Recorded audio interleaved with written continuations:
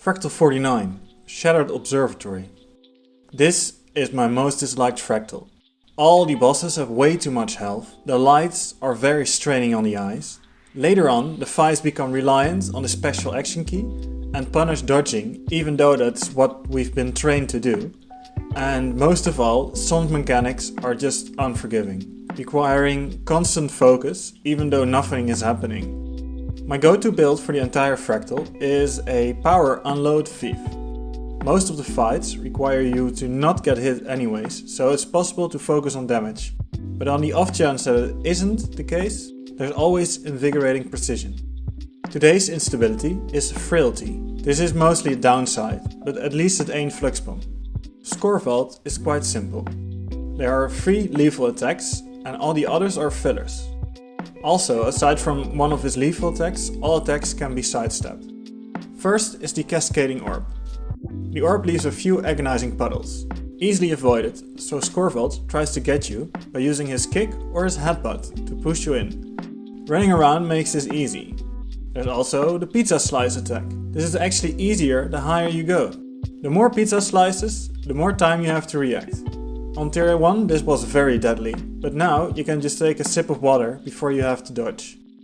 At 66 and 33 you have to go to 4 islands to kill 4 anomalies. Each anomaly inherits the abilities of the previous one and gets a new thing. The first just melee attacks, stay at ranged and you're fine. The second gains Skorvald's kick, run around at ranged or use the wall to not get kicked off. The third gains Skorvald's headbutt, same recipe as the one before. The fourth has a new attack. An orange circle underneath will slowly fill up. When it's filled, you will gain some burning and the anomaly will cause a shockwave. The shockwave has agony and is to be avoided at all costs. It's best to dodge into the shockwave to avoid it and the burning. But Steel or Infiltrator Signet can be used in a pinch. This is the only attack so far that needs to be dodged, so there's always a dodge available.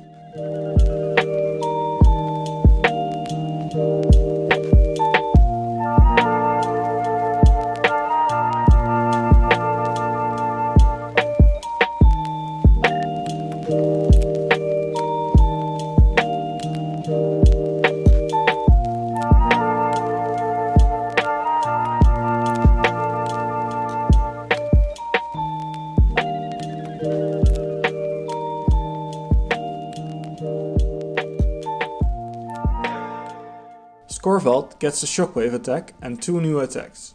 The first is a big pizza slice that follows you around and knocks you back with massive damage. Running around works on this one as well. And at 50% and lower, a solar bloom will spawn. This will draw closer, but can be pushed back with any attack. Since I always have a dodge left over with the shockwave in mind, I dodge the solar bloom knockback. The timing is pretty forgiving. The real danger of Skorvald is when the solar bloom explosion and the shockwave are at almost the same time with some awkward timing. Aside from that, all threats can be neutralized by becoming dizzy running in circles.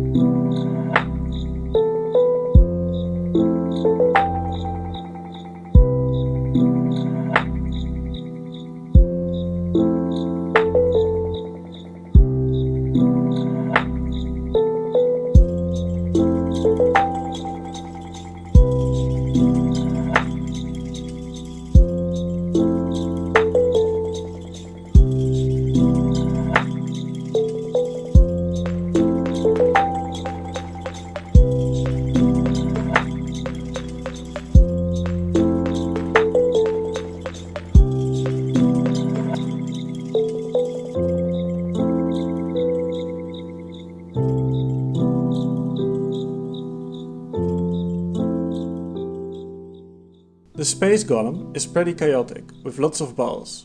But there is a trick to it.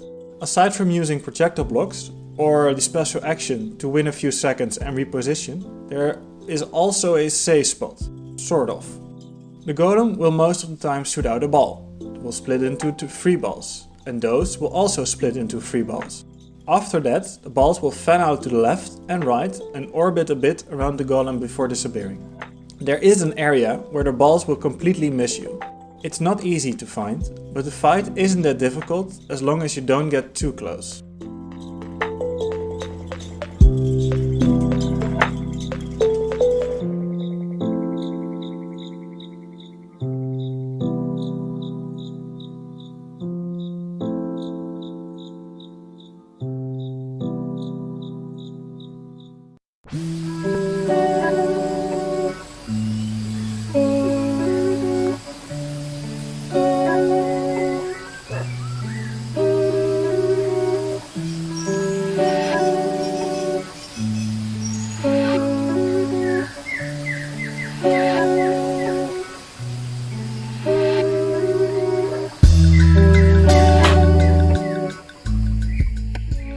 Viirastra gave me the most trouble.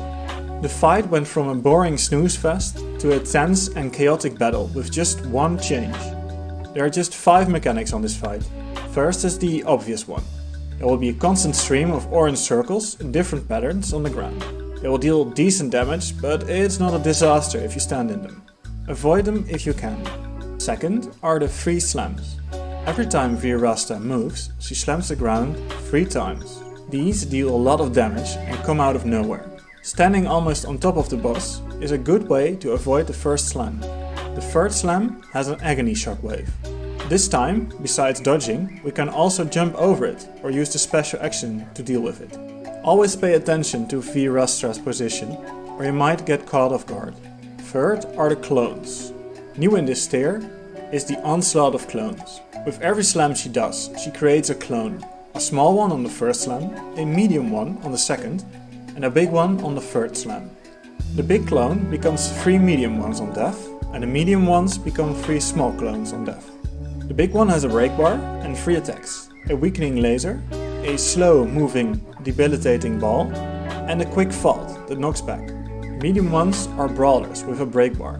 They will pummel you, but the attack to watch out for is the flying knee, which they will most often do at the very start of their lifespan.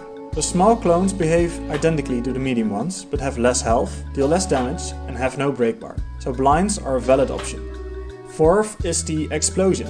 At 90% and lower, there will be an explosion. If you don't retreat to the middle, you will die. In tier 1 it was survivable, but now it's an instant kill. Fifth is the ball. In phase 2 and 3, there's the ball minigame from earlier, only this time it's lethal. If you drop the ball, there will be an agonizing explosion. After that she will reposition with her slams and throw out another ball. Either dodge or use the special action at the very right moment. If you don't drop it, Viirastra will become vulnerable for a moment and will gain around 3% damage. So even by just juggling the ball, you can win.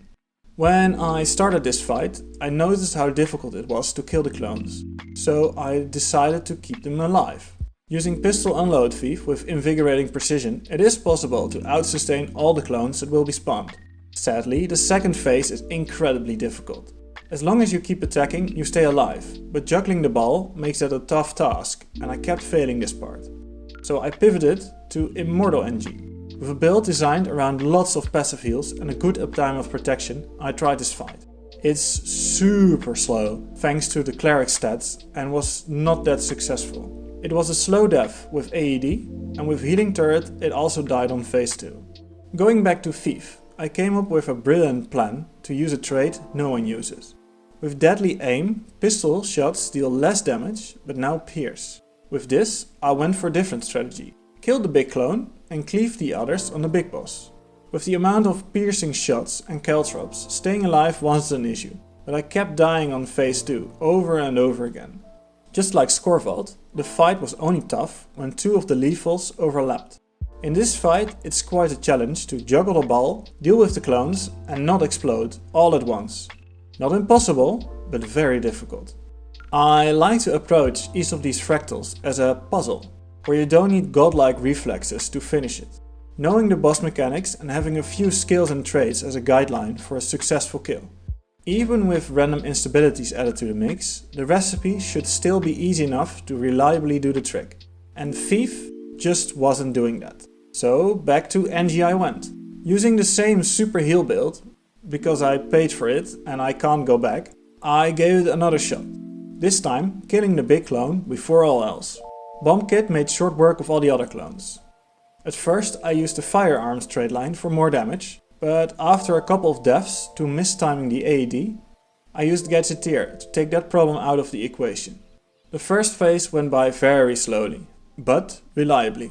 After that, the ball did most of the work. A silly down at the second intermezzo. By staying at the edges you can avoid all the balls, but I wanted to place a bomb. Don't do that. Take it safely.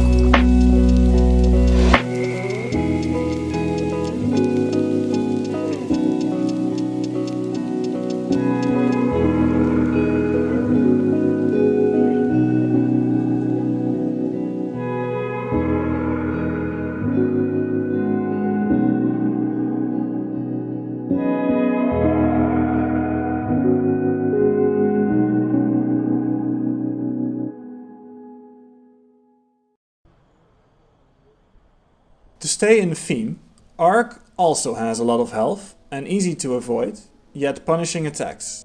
It's when these attacks overlap that becomes an issue, although he only has the explosion overlapping for now. Stealing an invulnerability elixir or using the special action from the other side of the arena works wonders. The hardest part is actually during the second intermezzo with the gladiator. And the gladiator has the same shockwave attack as Skorvald, although you can't dodge the orange circle. To avoid the lethal burn, you need to use the special action key. Avoid the orange areas, don't look into the eye, and use the special action key when the ball on top of Ark's head disappears. I even went full down and he was nice enough to let me get up. The last phase I named the ball phase. Compared to all the other attacks, this phase is just pathetic. The rolling balls pose no threat and the shot ball is easily dispatched with the special action. For now, it's an almost guaranteed win after the gladiators. A nice one-shot after Viirastra. See you in the next level.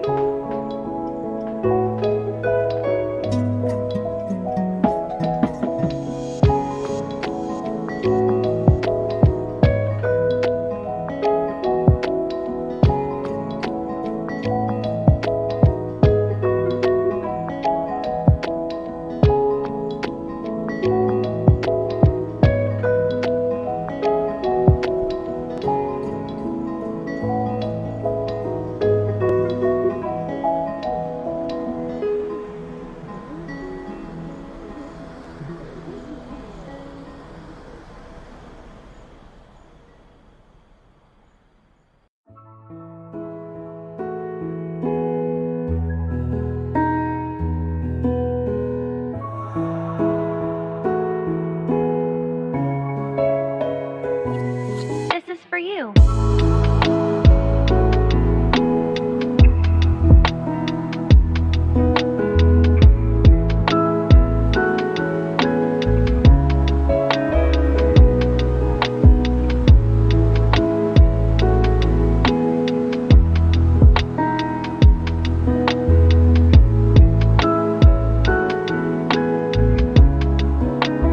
For scaring those things away.